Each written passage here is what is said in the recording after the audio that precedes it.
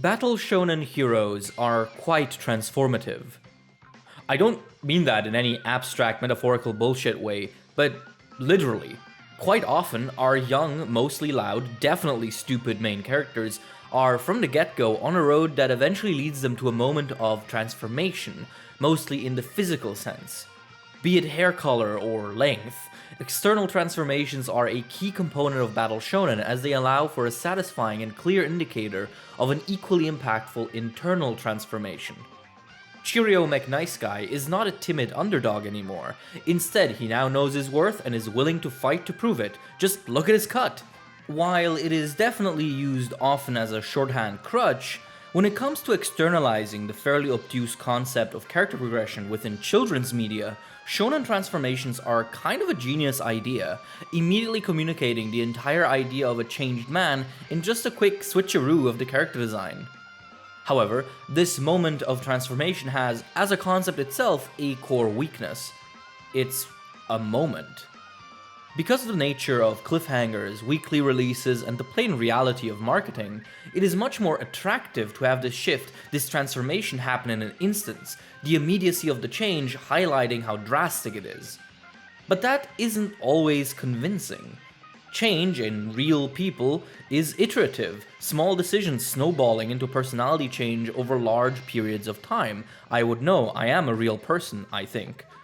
However, depicting such a thing is also not always easy within an entertainment concept. You run the risk of taking too long and killing any interest in your character as they just meander around the same few quote-unquote changes for years. One recent character that solves this dilemma in a fairly elegant manner in my opinion is Jujutsu Kaisen's single brain cell boy wonder, Yuji Itadori. Before we get started, this is where I drop a fat spoiler warning for the rest of the video, as we will be discussing manga stuff up to the most recent chapters in the most recent arc. This is the only warning you will get. Yuji can initially come off as fairly generic, a bright-eyed, freakishly strong, and adorably dumb teen who wants to do good and have fun. He does, however, very quickly distinguish himself.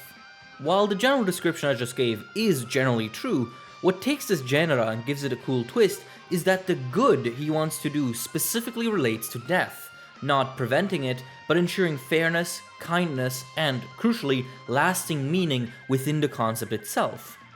It's a small thing, but it immediately sets up Yuji as someone who can accept the fact of death as a natural certainty, and who simply seeks to give the lives he can influence meaning and, in his words, protect them until they find a proper death. This search for meaning already makes his journey a much more pensive one from the get-go. Traditionally, battle shonen goals start out fairly simply and then complicate themselves as the protagonist faces the reality of their simply defined idea. Yuji, however, sits here in episode 1, already soliloquizing on what the entropy of death means to the entire idea of living. So his seeming idiocy is betrayed by his fairly mature and nuanced dwelling on these existential topics. What is really cool, though, is that even though the generic at first glance Yuji seems profound and mature at a second glance, at a third glance, he is actually just as immature as most of his shonen contemporaries. It is fine and dandy to seek meaning in life and death, and to vow to ensure the right death for every person, sure, but in reality, that ideal is as lofty as becoming the very best. It's a fantasy, because life simply isn't that cut and dry. The circumstances of human suffering and death are rarely so simple that they can be categorized along the axis of good and bad, right or wrong, and meaning, in the context of life, is a whole discipline to itself. And so, you might say that Yuji gets to the same point other protagonists come to, just with a detour. And you'd be right. But I think that detour makes all the difference, because it is that detour that informs Yuji's slow but steady transformation throughout the series. By having him adopt a goal that seems more mature than your typical shonanigan, but is in the end just as unrealistic, we get to see it clash with reality in a much more intimate sense, because now the idea that is being deconstructed is not just the idea of something simple becoming complicated, it's something that we believed to be complicated from the get-go being revealed as really stupid in the face of true complexity. And to do that, Jujutsu Kaisen produces a much more intimate, specific hurdle for Yuji to overcome. Mahito is, in no uncertain terms, the ultimate foil to Yuji, provoking him and by extension his ideals at every turn and every opportunity. Which is funny because Mahito is basically the same character. A childish ambition masked with grand but ultimately immature ideas. Just like how Yuji pontificates about the right death, Mahito obsesses over the soul, and just like how Yuji's ideals have merit but don't hold up to reality, Mahito's ponderings on the soul as a function of the body are certainly spiritually interesting, but they are uttered by a complete child who could not care less about the profundity of the human soul. The recontextualization of lives and souls as mere biological processes is little more to him than an excuse to do whatever he wants. As the human curse, he shares humanity's greatest vice, our tendency to construct elaborate philosophical mind castles to justify the fact that we all, to some degree, are just really horny to kill each other. I honestly think the best scene to illustrate this similarity between them is when Mahito beats down Yuji during their fight in Shibuya. Here he stands, ridiculing Yuji for walking into a war thinking he could just scream about his ideals and win, while screaming about his ideals after having walked into a war and convinced he is winning. They are one and the same, childlike naivete masked under grander ideas. And what's really cool to me is that simply by interacting with each other, one of these characters forces the other to evolve and vice versa. Both Mahito and Yuji, when seeing their mirror image in their enemy, realize that they must change, as what stares back at them from their reflection is a far cry from the ideal they aspire to. Mahito's development is something that deserves its own video, honestly, but we are here for Yuji. And in his case, every encounter with Mahito's childish nature gradually breaks down the idea of giving death meaning, in ways both big and small. Mahito's games ripple through characters like Junpei and Mekamaru to illustrate to Yuji that, no, not only do plenty of people die completely meaningless, horrible deaths, many of them are simply unavoidable, determined by decisions no one could have predicted or stopped. And more importantly, Mahito's actions show Yuji that sometimes cruelty and malice simply exist. They, just like death, are not bound to the artifice of meaning, and so the goal to simply ensure that meaning exists within them is kind of a moot point. And thus, little by little, Yuji changes. It starts small at first. A few intense facial expressions, some righteous anger, nothing crazy. And then he begins snapping. He lets loose. He manages to return to his former self most of the time, but soon enough, his face begins growing cold at the mere mention, then at the mere implication of Mahito. By the time Shibuya rolls around, Yuji almost exists as two separate entities, Slice of Life Yuji and Fight Yuji, the former being the shonen boy and the latter being a deeply conflicted, violently desperate young man confused in his path. The anger and frustration he feels at the presence of Mahito gnaw on him, and before long, a new issue arises. Sukuna manifests, and now, Yuji is responsible for meaningless, excessive deaths, all wrong, all executed by his hand. And even then he doesn't catch a break. Again and again, he loses his way, as Mahito, the spirit of humanity itself, takes and takes all he loved, all he held meaning for, until the limit is reached, and Yuji transforms.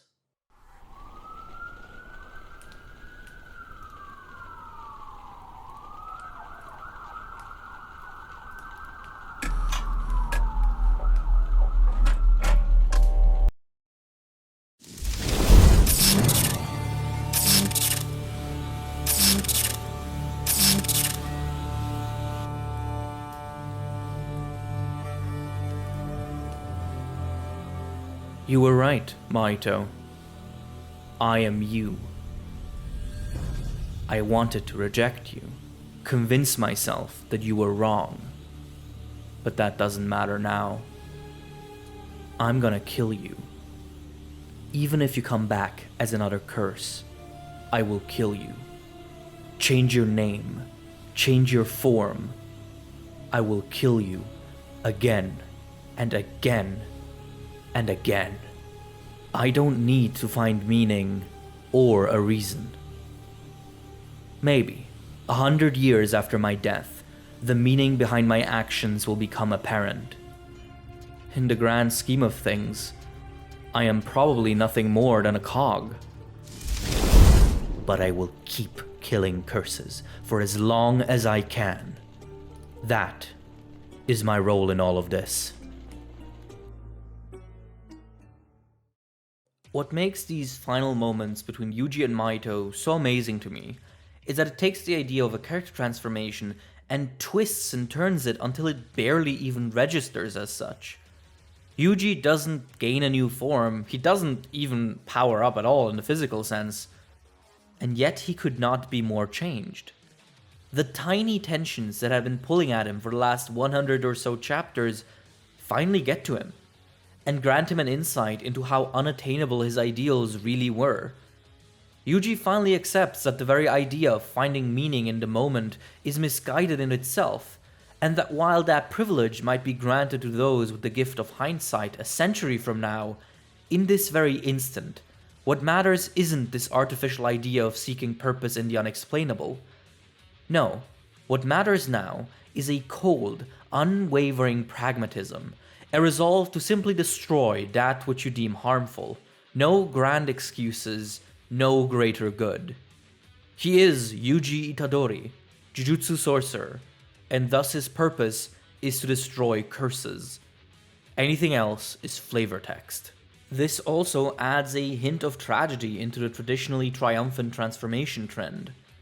Mahito vs. Yuji was, on a grander scale, about which one of them would first realize how wrong they were. Whoever was critical enough to understand their own weaknesses would triumph, and while Mahito does achieve the more obvious physical metamorphosis, he simply isn't as self-reflective as Yuji, and thus ends up losing.